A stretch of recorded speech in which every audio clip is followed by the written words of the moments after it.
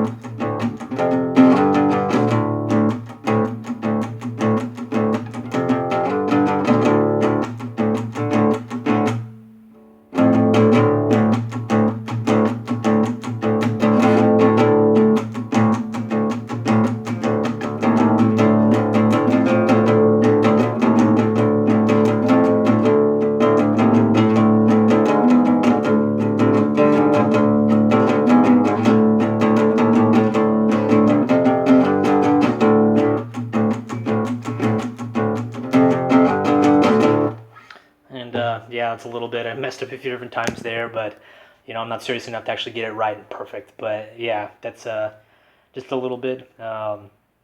So kind of going from there, the things that I actually have learned, I've used a lot of YouTube material, kind of getting little tips and tricks there, especially on how to restring it, which I kind of brought up a little bit earlier.